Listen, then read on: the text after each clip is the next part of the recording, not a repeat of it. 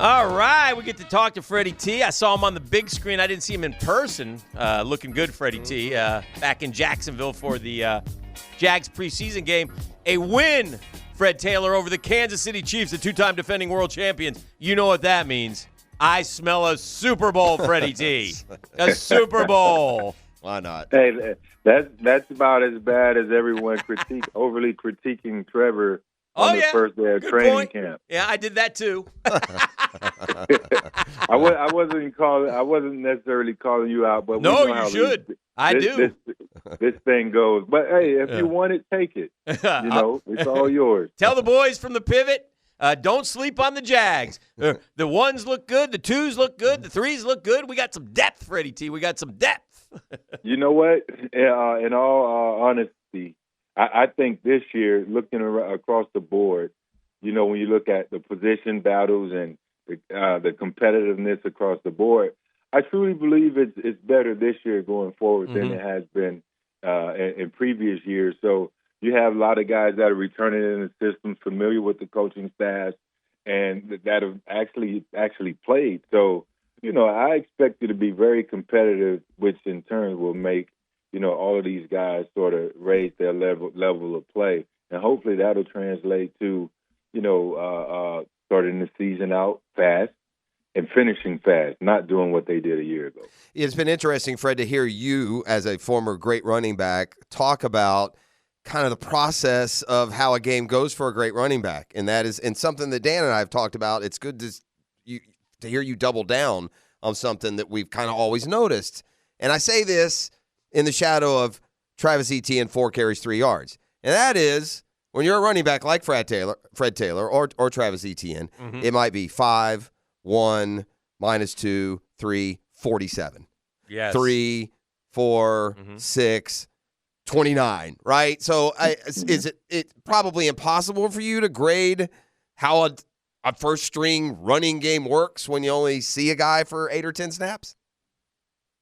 It's very hard to grade. I mean, even when you see a guy for that amount of snaps, you know, if it's not great, then you don't want to panic. And if it's amazing, like you say, okay, good game, but we know how that all works going forward. So I wouldn't jump too fast to try and critique Travis. Obviously, he's out there. He's a great receiver. I think he's going to be a better receiver this year than he's been in his entire career. I believe with the maturation of Trevor and his patience in the game and his development, we should be able to see him, you know, more in a bigger check down role, in a bigger, you know, H angle, like the play he scored on the other night. So it's not just about carrying the ball out of the backfield, although you want to do some of that to keep the defense on their toes. But if he can be as effective just touching the ball, receiving the ball as well, then that's a win-win for the offensive unit. So, but when you look at the unit overall, they went over 100 yards on the day. I was happy to see Tank Bigsby get a couple carries, show some explosiveness, his long run of 19 yards. That could have easily been Travis. You know, I mean, it's just the timing of the play call at that particular point in the game. So I believe Travis is going to have a big year. I believe this is a contract season for him too, potentially. So I believe overall he's going to play well in the run game. You always wonder too, Freddie, and you see this from a much different and a fair point when you said that, like it's a contract year. I think they're going to give him the ball a ton, but you know how the running back game is played, right? So then he'll have no, and I hope he's like gets his contract. And I hope if he doesn't, I hope he holds out or whatever. I mean, but you got to force the issue at the running back spot, man. It's one of those unfair things in the NFL these days. And Fred, we've talked about it with you many times. Do you have concerns at all that he ran it so? I mean, this guy came into the league with a ton of carries on that legs, and we hear that argument, with running backs that how many times do they carry it in high school or college? Do you think that plays into anything at all as a career, extends towards mid-20s and 30? How many you carried in college? Guys, you can carry the ball. I didn't carry the ball a ton in college. We were a pass-happy offense. I get in the NFL, my second year, I rip a hammy. And then after that, I kind of tweak a MCL. it's really just the luck of, sometimes it's just unfortunate. It's the luck of the tackle or the unlucky tackle, I should say. So anything can happen when you're playing any of these positions. Namely, the running back position has been called out as, these guys, they're getting the ball. They're a target. They only are so big. They're getting tackled by 4 or 5 guys at a time. So it just comes with the territory. And I think there's a formula that these teams have created. When you come in, you're 21, 22. If you're a first rounder, you're going to sign a 5-year deal. By the time you get out of that deal, if they don't handcuff you, if you perform to the best of your ability and you outperform your rookie contract, they're going to franchise you. If you don't outperform it, they're not going to pay you. They're not going to. What's going on in Pittsburgh right now with Najee Harris? Right. They're not they're not accepting the 5th-year option. They turn it down. So pretty much he's going to be a free agent, but they're going to say, well, he has wear and tear. He hadn't performed up to his ability, etc. But somebody out there, he'll find a suitor. It's just that there's a formula, and if you play great, they franchise you for 2 years. Then they say, well, it's the carries. Now you're close to 30, and then now it's time for the next young guy. And much like basketball, where it was a center-driven league, a big man league, and now it's just shoot from the parking lot, a lot of athletic guys running around all over the place. The NFL has changed from a let's pound it and run the ball as a running back league. They drafted running backs early in the first round, top 5 picks.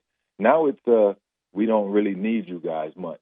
So the game has evolved, with the rules changes, etc. So, you just got to make the most of it when you can. Pray that you stay healthy, enjoy your time while you're in the league, and, take care of your family on the back end. How many rushing attempts do you think you had at Florida? I'm looking at it, so I just want to see. Do you know? Man, let's say at Florida, I want to say, just out of the blue, 400. Yeah, 537. I was going to say 6. 537. 214 your last year. You had, actually, your freshman year, you had second most, 171. Yeah. And then, go ahead. No, I was saying I was probably should have said more than 4 something, but I know I averaged close to 100 and something per year. Yeah. I didn't think it was in the 500s, but that second year, I do know I had the bulk of the carries because Spurrier had came to me personally and say, Freddie, well, we got to take the ball out of Dougie's hand after the LSU game. Yes.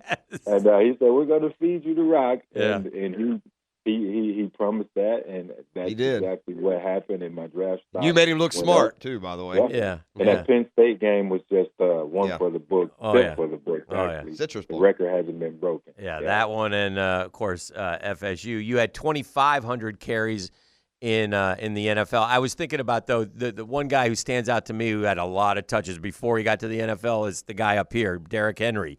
Remember, Derrick Henry carried the ball like 8 million times in high school. That's true. And then Alabama fed him the ball. And I will say this about Derrick Henry. This kid, since he was a youngster, just watching him up there in Yulee, like we used to see him pushing a truck around the track when he was in high school as a workout. I mean, this guy, he puts chains around his neck and lifts. I mean, he's always been true to the preparation part of it as well. So it's, man, it does. I mean, you went through it. 2,500 carries in the NFL, man. That's historic. That's you know what? That's a lot. But if you break it down over my 13-year career, it's not it's not a ton. Yeah. Even if I played 10 years, we're saying 250 a year, that's fair. which is not great in terms of carries. Especially when you look at guys like Edrin, who was out there 300 plus carries per year. I believe I don't know if it was Larry Johnson or Jamal Anderson, one of those guys touched like 400 carries. Jamal Anderson did that one year with the Falcons. But you know what, Freddie? So the next year, those guys, hurt. Year, if you go historically and look at a guy who carried it like 400 times, the next year they almost always drop off a great deal. And you just wonder if there's, a factor there, right? And it was, but for Jamal, we remember the ACL, the turf monster. He just ran a swing route. And the next thing you know, bang, he fell down and he was out for the year. Well, that's fair, no one tackled him, touched him. And we've seen plenty of instances where guys just run and pop, and now you're like, what's wrong? It's an Achilles, it's it's a ACL. The game of football isn't always fair. Right. It's not always kind. Right. You know, you go out there, you grind in the off season, and you expect to have a big season based on the type of work you put in the off season. You don't cheat the game, and sometimes the game still does what it does. So, I mean, you know, it's just unfortunate a lot of times for these guys. I look at my career, I grinded, I did it the right way. Mm-hmm. As I got older, I made sure I stayed on top of everything from nutrition to recovery.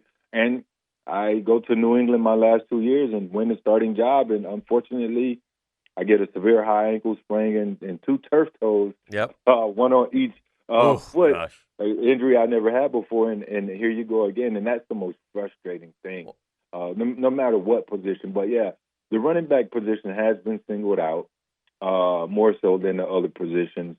And, you know, that's why you have to hit the ground running, take care of your body, and pray for longevity. And hopefully that the teams do right by you, even if, you know, you get franchised. That's still $10-12 million a year. That's still a lot of money. And don't downplay the amount of carries you had, though. By the way, it's 25th all time. I was just looking at it. I mean, that's. I mean, you said you could have had more, but 25th all time is something. They've been playing the game for 100 plus years. Yeah, no, I would have liked to have had more. Yeah, for sure. That's fair. Yeah. I mean, if you give me, you know, another 1,000 carries at what I averaged, 4.5. Yeah, you know, that's 4,500 yards. Oh, You throw that on top of what I have now. Well, then you're you're the top 3 all time. You had already been inducted, by the way. Oh yeah, that would have been a no-brainer. But it is what it is, sure. man, and I'm still thankful for the career that I had. All right, Fred, we're going to appreciate your perspective as we go through a football season, and that includes preseason week number 2. Now, I do know this, just one last thing. Today it's the joint workouts. Those weren't quite later this week. Yeah, later this week. Yeah. I'm sorry, not today, but Wednesday, Thursday. But that wasn't as big a thing maybe back in your playing days. I know y'all had some, but it seems like now that's become a real – standard of the preseason. Just about every team's going to work out with another team, and we're going to see preseason games go by. We've already seen one go by. So just what do you look for, and what kind of opportunity is this week for the roster with the dual workouts with the Bucs? You know, I actually love the way the game has, the game has evolved, in terms of, the teams allowing the media in more. Back in the day, they shunned that. They was like, all right, we're just here for business. We don't care about the outsiders. You have some organizations that are still kind of on the fence about it. But for the most part, I love that they involve the media more. I love that they involve other teams and these joint practices. I'm all for it. Let the guys get out there and they compete. I think it's a good substitute for that fourth preseason game that they took away, right? So now you're able to practice against each other and really see what these guys have in practice. If I see you guys in practice, it's going to be a little bit more personal. I get to give you my best. I know you're going to give me your best, and that's what competitors do. And then when it's game time, we don't necessarily have to play as much. So the coaches have seen what the ones are doing. They put the ones in more competitive advantage roles to see what they can do. So I like that part of it. I remember doing it a few times against the Falcons, against the Saints, not any other teams. And I think those were the only 2 teams. So I believe you'll see a lot of competitiveness in practice this week because those guys know they won't get as many reps in the game Saturday night. All right, my man. Well, great catching up with you. As always, look forward to seeing you again this weekend. And thank you so much, Talk to you next Monday, Fred. I'll see you guys in a minute. All right. Be good. There he goes. Thanks.